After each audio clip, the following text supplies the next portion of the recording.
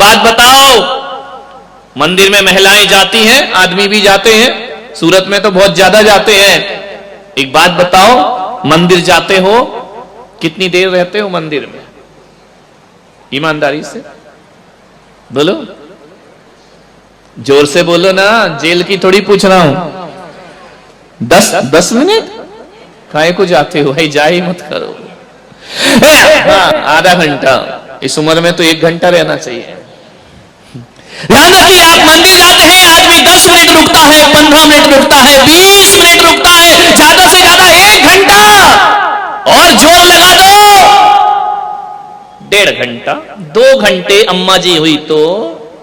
ध्यान रखना, जिस मंदिर में तुम जाते हो 1 घंटा उस मंदिर में रुकते हो और उस मंदिर को बहुत पवित्र बना करके रखा करते हो, मंदिर में शांति का वातावरण निर्मित करते हो, मंदिर का वातावरण बड़ा पवित्र और पूजनीय बना दिया करते हो। सूरत वालों में आपसे कह रहा हूं, जिस मंदिर में 1 घंटे रुकना है उसे पवित्र बनाते हो, और जिस घर में 23 घंटे रहना है उसे पवित्र क्यों नहीं बनाते हो? उसे मंदिर जैसा पावन क्यों नहीं बनाते हो? 1 घंटे वाले मंदिर की पवित्रताएं हैं, 23 घंटे वाले घर को अशांत क्यों बनाते हो? 1 घंटे जो आप मंदिर में सीखते हो उसे 23 घंटे जीवन में जीने का प्रयास करिए, तुम्हारा मंदिर जाना सार्थक और सफल हो जाएगा। 23 घंटे जियो। मंदिर पाठशाला है, घर प्रयोगशाला हुआ करती है। ध्यान रखिए, 1 घंटे मेरे प्रवचन सुन के मत सोचना कि हमारा कल्याण उद्धार हो जाएगा। जो 1 घंटे मैंने दिया है उसे 23 घंटे जीने का प्रयास करिए, जीवन आपका धन्य हो जाएगा। 23 घंटे जियो। किसी को डॉक्टर बनना है, इंजीनियर बनना है, अकेली थ्योरी से काम नहीं चलता है, थ्योरी के साथ साथ उस आदमी को प्रैक्टिकल भी करना पड़ता है। तो 1 घंटे जो यहाँ ज्ञान गंगा महोत्सव के माध्यम से दिया जा रहा है, वह मैं तुम्हें केवल थ्योरी देने का प्रयास कर रहा हूं। जीवन में डॉक्टर की, इंजीनियर की उपाधि तो लेना आसान है, एक सच्चे और अच्छे इंसान की उपाधि लेना बहुत कठिन काम हुआ करता है। 1 घंटे की इस पाठशाला को घर में जाके 23 घंटे जीने का प्रयास करो।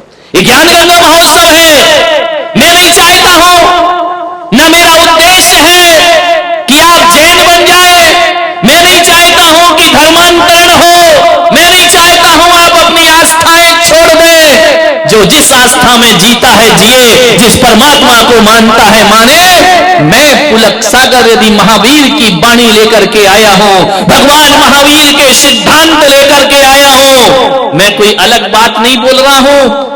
सिद्धांत भगवान महावीर के हैं और भाषा केवल मेरी है, और दृष्टांत महावीर के हैं, दृष्ट मेरा हुआ करता है। आपसे इतना ही निवेदन है, महावीर की ही बातें हैं ये।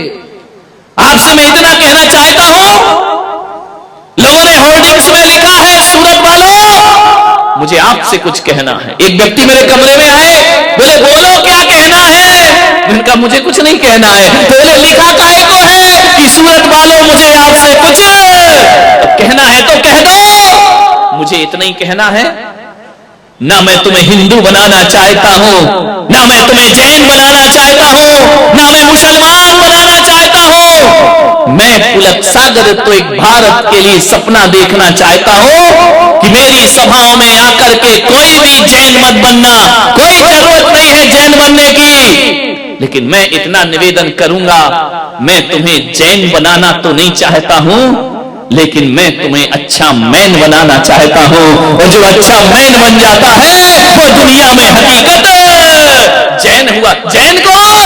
जो अच्छा मैन है। और जो अच्छा मैन नहीं है वह जैन होकर भी जैन नहीं हो सकता है। ध्यान रखिए, मैं जैन नहीं मैन बनाने आया हूं। ध्यान रखना, जीवन को बदलने का प्रयास करो। क्रांतियां हो रही हैं देश में, मान्यवर, पूरा देश खुशहाल है, सबके चेहरों पर आनंद है। 70 साल में जो इस देश में नहीं हुआ, मोदी जी ने वह करके दिखा दिया। 70 साल जिन्होंने राज्य किया, 60 साल जिन्होंने देश की हुकूमत को रखा, क्या किया उन्होंने? मान्यवर, मैं किसी पार्टी का प्रचारक नहीं हूं, ध्यान रखना। ना मुझे कोई बीजेपी से कुछ लेना देना है, ना मुझे कांग्रेस से कुछ लेना देना है, ना मुझे सपा की साइकिल चाहिए, ना बसपा का हाथी चाहिए। मैं पुलक सागर हूं, मैं किसी पार्टी का समर्थक और विरोधी नहीं हूं, लेकिन मेरा आशीर्वाद और मेरी शुभकामनाएं किसी के साथ है जो राष्ट्र हित का चिंतन करेगा, वही इस देश पर राज्य करेगा, उसी के लिए यह देश है। मान्यवर, हमारा तो यही चलता है, हम किसी पार्टी के नहीं है। नंदू जी, अपनी काहे की पार्टी? कोई पार्टी नहीं। अपने पास तो कोई आ जाए, जब कोई चरणों में शीश झुकाता है, प्रणाम करता है, मैं आशीर्वाद देता हूं। जब पंजा उठता है तो मैं कांग्रेसी हो जाया करता हूं। और जब ये श्रावक भक्ति भाव से कमल के आसन पर बिठाते हैं भगवान को, साधु को, गुरु को, अपन बीजेपी पे जाकर बैठ जाते हैं। और जब शोभा यात्रा में आगे आगे हाथी चलता है तो बसपा की मायावती आ जाया करती है। और जब पानी ज्यादा भर जाए तो लालू के मुलायम की साइकिल चल जाया करती है। लाइट ना हो तो लालू की लालटेन है। और प्रवचन में कितने लेट हो गए, शरद पवार की घड़ी है? अपन किसी पार्टी के नहीं है, ध्यान रखना। लेकिन कल जो देश में हुआ है, 70 साल की आजादी के बाद मैं कह सकता हूं बड़े दावे के साथ कि असली तिरंगा तो इस बार 15 अगस्त में फहराया जाएगा। लाल किला मुखरित होगा, अखंड भारत। अभी कहा जाता था कश्मीर से कन्याकुमारी तक भारत एक है, एक होकर भी कश्मीर हमसे पराया बना हुआ था। बुरी निगाहें उस पर डलती थी, हर कोई कश्मीर कश्मीर कश्मीर, हमें दे दो कश्मीर हमें। तो पड़ोसी चिल्ला रहा, पागल हो गया है, बौखला गया होगा वो, मुझे दे दो कश्मीर, मुझे दे दो। एक बात बताओ, कश्मीर बच्चों का खेल है, तुमको दे दो, ऐसे कोई दिया जा सकता है? कश्मीर भारत की हाथ की लकीर है, ध्यान रखना। कश्मीर भारत की तकदीर है। कोई अपनी तकदीर किसी को कैसे दे सकता है? ध्यान रखिए, ये कश्मीर पे जो किया है एक सच्चा सपूत भाई नरेंद्र मोदी। आज खुल करके उनका नाम लेने में हमें गर्व महसूस हो रहा है, फक्र महसूस हो रहा है। एक ऐसा भारत माँ का सपूत जिसे भारत माँ की मांग जो उजड़ी हुई थी, आज उस व्यक्ति ने, अमित शाह जैसे लोगों ने, अमित शाह जानते हो आप गुजराती भाई, ध्यान रखना। मान्यवर ध्यान रखिए, इस राजनीति के कोई चाणक्य गुरु हैं तो अमित शाह हैं, ध्यान रखना। चाणक्य ने क्या किया था? आसुरी शक्तियों को सिंहासन से उतार कर चंद्रगुप्त को सिंहासन पर बिठा दिया था, ध्यान रखिए। मान्यवर वो चंद्रगुप्त भी अंत समय जैन धर्म स्वीकार करके समाधि करते हैं, और अमित शाह भी जैन वंश में पैदा होकर के भारत की राजनीति का गर्व से माथा ऊपर उठा दिया करते हैं। आज उन सपूतों ने वो किया है, मेरी भारत मां की मांग में जो बरसों से कोई नहीं कर पाया, उसकी मांग में, अरे अपनी मां की मांग में लाल सिंदूर तो सब भरते हैं, लेकिन आज केसरिया सिंदूर भर दिया भारत माता की मांग में, सदा सदा को उसे सौभाग्यशाली बना दिया है। 70 साल से जो लोग बौखला रहे हैं, कई लोग पगला रहे हैं, ये क्या हो गया, हमें पता ही नहीं, हमारे साथ धोखा हुआ। ये देशद्रोह की भाषा है। जो कश्मीर को एक करने में उसका विरोध करते हैं, मैं कह सकता हूं कि वह देशभक्त तो कभी नहीं हो सकते हैं, वह भारत माता के सपूत नहीं हो सकते हैं। किस तरह से घटनाएं घटी, क्या मोड़ दिया, ध्यान रखना। मैं कह सकता हूं मोदी जी ने जो काम किया है, आने वाला युग उन्हें युग पुरुष कह करके बुलाएगा, एक लौह पुरुष कह करके उन्हें याद करेगा। ये जो उन्होंने कहा वो करके दिखाया। बड़े कमेंट्स हुए, अच्छे दिन आ गए, अच्छे दिन आ गए, कुछ चिल्लाए, इन अच्छे दिनों से तो बुरे ही दिन अच्छे थे। 5 साल, अरे बोले इतना समय, 5 साल मोदी जी ने क्या किया? अरे मेरे भाई, 70 साल में जो गंदगी तुमने फैलाई है, उसे बटोरने में 7 साल तो लगेंगे एक आदमी को, उसे साफ करने में 7 साल तो लगेंगे। और उन्होंने वह करके दिखा दिया। आज हमारे देश का जो 15 अगस्त आएगा ना, इस बार तिरंगा कश्मीर में फहराया जाएगा, बड़े शान के साथ, गर्व के साथ। ध्यान रखिए, हमारे ही देश में रहकर हमारी ही जड़ें काटने वाले लोग आज बौखला रहे हैं, ध्यान रखिए। मैं मोदी जी को अपने वाणी से विशेष आशीर्वाद प्रदान करना चाहता हूं। जिसने देश हित में काम किया है, ना आगे कोई ना पीछे कोई। एक बात याद रखना, इस देश का कल्याण वही कर सकते जिनकी बीवी नहीं है। समझ में आ रहा? नहीं नहीं, एक आध को छोड़ दो। समझ में आ रहा? ना उन्हें बहू मिली ना बहुमत मिला, उनको छोड़, उनका कोई मतलब नहीं है। एक बार राहुल गांधी ने अपनी मम्मी से पूछा, मुझे शादी क्यों नहीं हो रही, मुझे बहू क्यों नहीं मिलती है? मालूम है, दिग्विजय सिंह ने कहा तेरी मम्मी की वजह से। बोले क्यों? बोले जहां जहां जाती बड़ी बड़ी सभाओं में बोलती है मुझे बहू मत दो। समझ में आया क्या?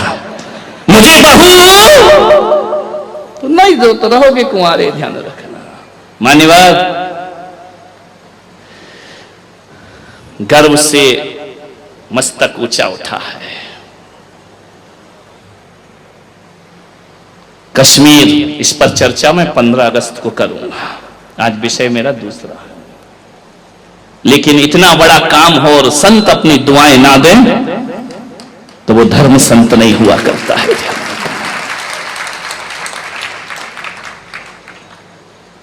बहुत बड़ा फैसला लिया है, नारियों का उद्धार किया, 3 तलाक का विश्वास किया है।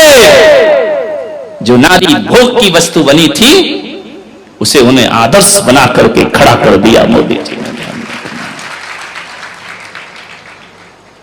अभी अभी देखना आगे आगे और क्या होगा।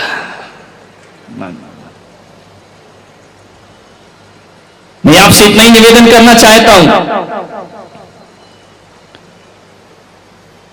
अब जमाना बदल गया है, युग बदल गया है, सोच बदल लीजिए, जीवन को बदल लीजिए। हम बदलेंगे, युग बदलेगा। ध्यान रखना, हमें ही बदलना पड़ेगा। और ये बदलने की बातें, ये बदलने का उपक्रम समाज से नहीं होगा, राष्ट्र से नहीं होगा, हमसे होगा। एक एक व्यक्ति राष्ट्र हुआ करता है और एक एक व्यक्ति यदि सुधरेगा, व्यक्ति से समाज बनता है, व्यक्ति से परिवार बनता है, परिवार से समाज बनती है, समाज से राष्ट्र बनता है, राष्ट्र से विश्व का निर्माण हुआ करता है। परिवर्तन अपने घरों से आना चाहिए। 21वीं सदी है ये, ध्यान रखना, विचार करिए। तुम्हें कह रहा था कि घर से व्यवस्थाएं सुधारिए, घर से जीवन सुधारिए, अपने घर को मंदिर जैसा पवित्र बनाने का प्रयास करिए। 1 घंटे की पूजा पाठ से जीवन में मंगल होने वाला नहीं है। एक बात याद रखना, पूरी जिंदगी को पवित्र बनाना पड़ेगा। बहू ने कहा कि महाराज, हम यदि अपने घर में कुछ करते हैं तो हमारी सासू, हमारे ससुर ये कहते हैं लिमिट क्रॉस हो रही है। हमसे कहा जाता है फ्रीडम ज्यादा मिल गया है, स्वतंत्रता ज्यादा मिल गई है। यह बातें बोली जाती हैं महाराज। और जब यही बातें हमारी ननन जब ससुराल से पीहर आती है ना, तो यही मां उसे समझाती है कि बेटा ससुराल में कैसे रहना, ससुराल की हुकूमत कैसे करना, ज्यादा सास से दबना नहीं, झुकना नहीं। जिस बातों का विरोध करती है मेरी, वही बातें वो मेरी ननंद को सिखाती है। बहुत पीड़ा होती है महाराज, बहुत दर्द होता है महाराज। ये दोहरे मापदंड क्यों है हमारी माताओं के बीच में? मैं जानता हूं एक ऐसी सास को, वो मेरे दर्शन करने को आई। मैंने कहा अम्मा जी सुखी हो? अरे बोले सुखी तो हूं महाराज, बस एक दुख है। मैंने कहा क्या दुख है? बोले जो बहू आई है ना। तो मैंने कहा क्या हो गया उसको? अरे बोले कोई तमीज नहीं, माँ बाप ने कुछ नहीं सिखाया उसको। तो मैंने कहा तू सिखा दे। अरे बोले महाराज देखने गए थे, शादी की थी, जब तो बड़ी सुशील लग रही थी, 8 बजे तक सो के नहीं उठती है। पूरा घर उठ जाता है, वो सोती रहती है, बड़ों को बड़ा नहीं समझती, छोटों को छोटा नहीं समझती, बड़ी बेरुखी से बात किया करती है। बहुत दुखी हूं महाराज, जब से ये बहू आई है मेरे जीवन में नरक हो गया। मैंने कहा और मम्मा जी बेटियां कैसी हैं? अरे बेटियां, अरे क्या बताऊं महाराज, क्या किस्मत लेकर आई हूं मैं, क्या पुण्य कमाए थे किस जन्म में। मैंने कहा क्यों, क्या हुआ? बोले ऐसे कंवर साहब मिले हैं, ऐसे कंवर साहब मिले हैं। मैंने कहा कैसे मिले हैं? अरे हीरा है हीरा। मैंने कहा कैसा हीरा? बोले बेटी को उठने तक नहीं देता, चाय बना के दे देता है, और जो बेटी कहती है वही करता है। कौन से जन्म में मैंने ऐसे पुण्य कि ये दोहरे मापदंड। बहू को कहती है किस्सों के समय पे नहीं उठती, वो दमाद से कहती दमाद हीरा है।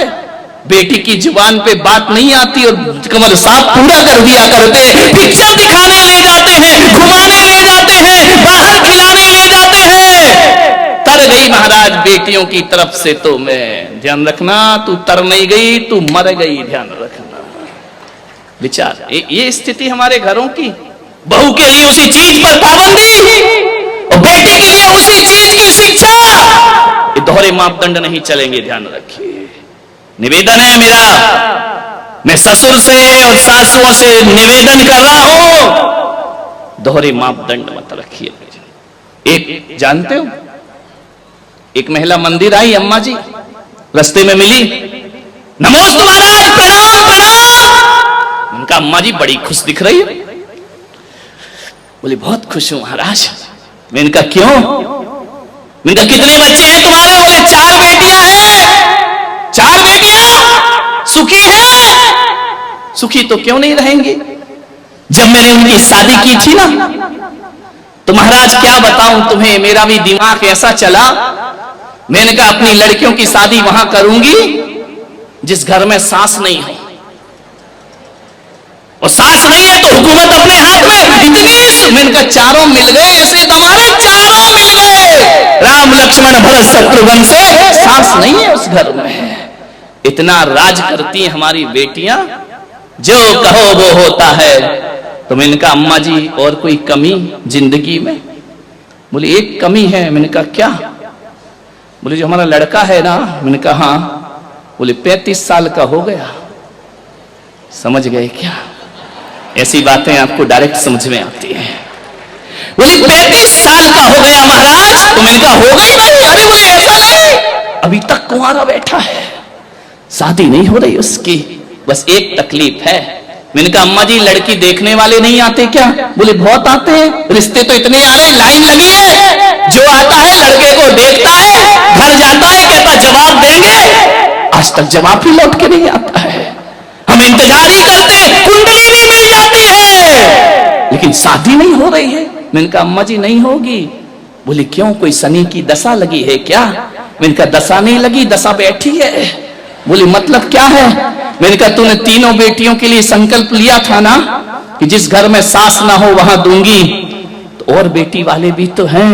मैंने कहा जब तक तू रहेगी लड़का कुंवारा रहेगा, ध्यान रखना। और जिस दिन तो दुनिया से चली जाएगी उस दिन लड़के के फेरे लग जाएंगे। दोहरी नीतियां मत चलो मेरे भाई, ध्यान रखना। दोहरे मापदंड मत रखिए। बेटी के लिए अलग व्यवहार, बहू के लिए अलग व्यवहार। बेटी 4 दिन को आती है, वीआईपी ट्रीटमेंट मिलता है। बहू 24 घंटे साथ रहती है, 2 दर्जा मिला करता है।